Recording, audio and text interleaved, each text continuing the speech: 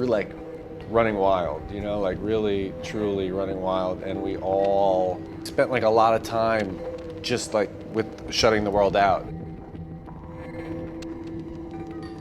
We destroyed the rooms, but in our heads it was about like, oh, we're not really actually hurting anything. We're not making it hard for anybody because it's just torn up. I mean, like then we'd break everything.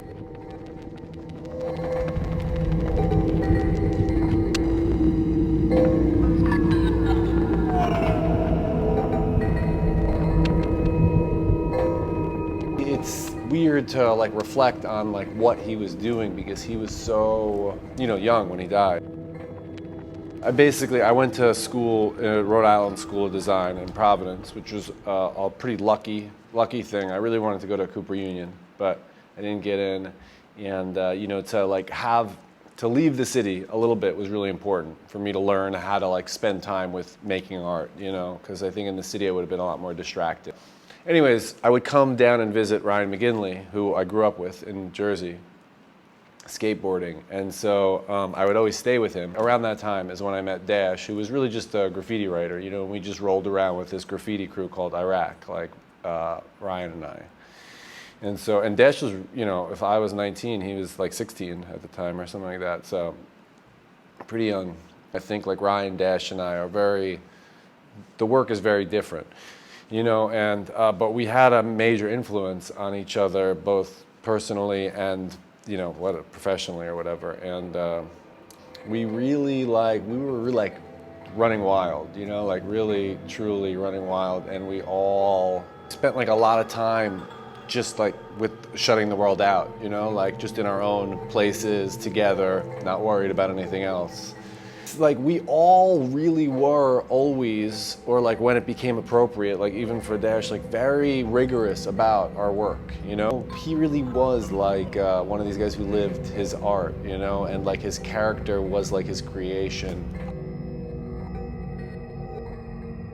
I made a sculpture of Dash's wall, which wasn't a collaboration, but was really like basically at a point where before Dash had started making objects, really, he was like more kind of like saw what Ryan was doing and was really intrigued by like essentially just documenting his own life and making things out of his own life.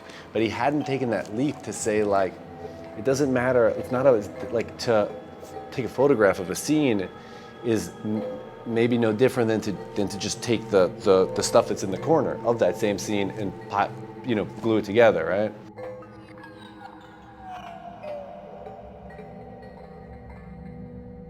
Eventually, we got to do the nest together, and we did those things together. We lived through them, we did them. And Dash documented them, the ones that we did in hotels and in wherever as we traveled. But we took a road trip once or like the first time together, and really just like, you're in the middle of nowhere in America, and we want to find the same energy that we're accustomed to, and so it's like we have to create it ourselves. And I think Dash had done one in Tijuana in Mexico or something. He had some story about like a hamster nest, and so you turn a room into a hamster cage because you tear up phone books, because that's what they put in hamster cages, torn up phone books to soak up the hamster piss or whatever. And so so we just started doing it, and it's like, we destroyed the rooms, but in our heads it was about like, oh, we're not really actually hurting anything. We're not making it hard for anybody because it's just torn up. I mean, like then we'd break everything and everything else would get torn up, but like it was like there was some sort of, and for us it was, because it wasn't a public performance, it wasn't for an audience. It was really just about our, it was like how we dialogued almost, and it was like how we were affectionate almost, it was about our relationship, So when Jeffrey Deitch approached us about doing it in his space, we were pretty skeptical of it, so we almost didn't do it, he approached us and we were like, and then Dash and I talked a lot about it, and then I kind of sat down with Jeffrey and, kind of talked about some parameters, and basically we just like, the only way it could work is if his gallery was our gallery, you know what I mean? If it was like not his, if it was ours. And so he gave us the keys, for a week we lived in there basically, And it's like one of these things that I'll cherish, being able to like created that situation with him. I remember the first night, Jeffrey helped us get interns, and so we still have pictures of like 20 kids shredding phone books, but the space is really big, And so we did that, but Jeffrey found this truck that comes to, it comes to like big offices, businesses, like it'll go to JP Morgan or whatever, and they'll bring out all their documents that they need shredded once a month. And so it's a huge shredding machine, and so it came and shredded like 20,000 phone books in an afternoon. And so then we put those all in. And what ended up happening actually is like,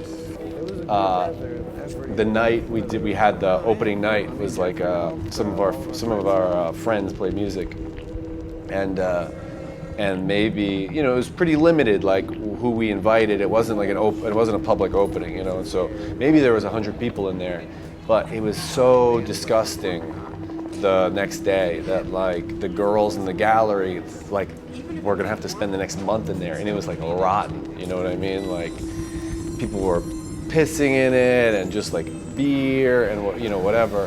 There's some people who think we should just leave this open permanently, like the Walter D. Maria birth room on Worcester Street. We should keep this as the New York dirt room.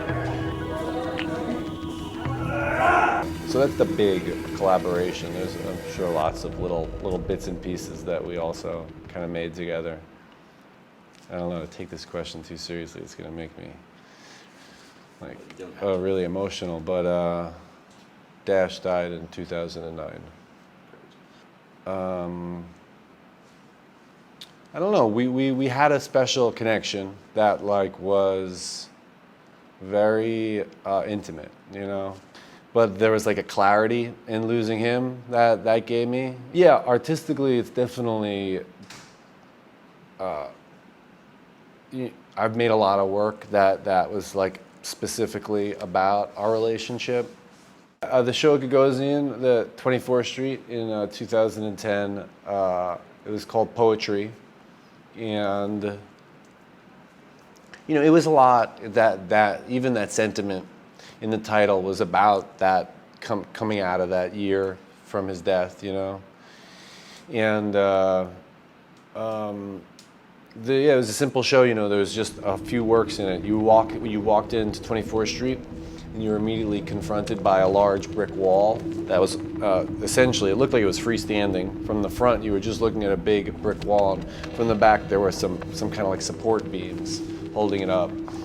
But it was a pretty aggressive piece and a pretty minimal piece, And basically, once you got around that, on the other side of it, there was a series of motorcycles that were knocked over each other. So there were 13 bikes like top dominoed over each other. And behind the motorcycles on a wall was a painting of it was like the top of a counter where all these bottles were kind of empty bottles were lying around. But the bottles in the painting, it was a really large painting, bigger than this. So the bottles were person-sized bottles. And the painting, this is like the silliest thing to talk about, and I've almost avoided it until now. But it just is a fact. Like I started it,